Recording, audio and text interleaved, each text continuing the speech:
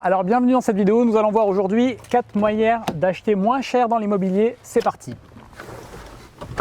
Alors la première de ces manières, c'est d'acheter avec un locataire en place. Généralement, quand il y a déjà un locataire en place, tu peux bénéficier d'une réduction sur le prix de vente par rapport à un appartement qui serait vendu non occupé, qui peut aller de 0 sur les marchés tendus, il peut ne pas y avoir de différence, à 10 à 20% parfois d'écart. Parce que le bien est vendu occupé. Surtout si le loyer par exemple qui est appliqué est bas par rapport au marché. Progressivement, à la fin du bail, tu pourras augmenter le loyer.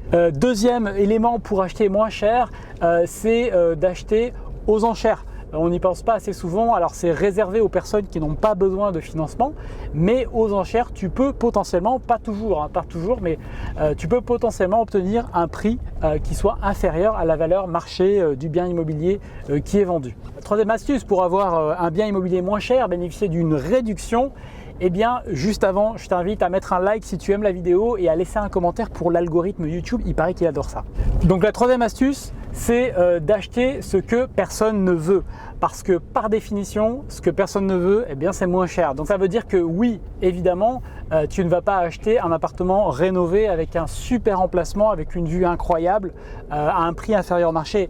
Ça, on est bien d'accord. Donc ça veut dire tu vas acheter un bien qui a un problème, qui a un défaut et tu vas résoudre ce défaut. Donc les problèmes que tu vas pouvoir facilement résoudre sont des choses qui vont toucher évidemment à l'entretien, à la décoration, à l'aménagement, à des éléments que tu vas pouvoir résoudre avec des travaux, avec des opérations relativement simples. Tu ne vas pas pouvoir évidemment changer un quartier si par exemple le bien est situé dans un quartier qui est mal famé.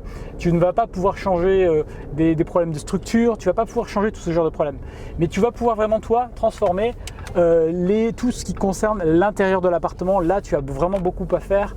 Ça peut être sur le confort de vie au travers de l'isolation, ça peut être sur l'équipement de l'appartement. Voilà. Des fois ça peut être des solutions sur la situation de l'appartement par rapport à la copropriété, si le bien il y a un conflit avec le propriétaire, ou des problèmes par rapport au vendeur qui lui en a marre, qui lui souhaite s'en débarrasser. Voilà. Quatrième astuce et dernière astuce, c'est acheter quelque chose que la plupart des gens ne vont pas acheter, non pas parce que ce n'est pas bien, mais parce qu'ils ne savent pas, ils ne pensent pas à faire ça.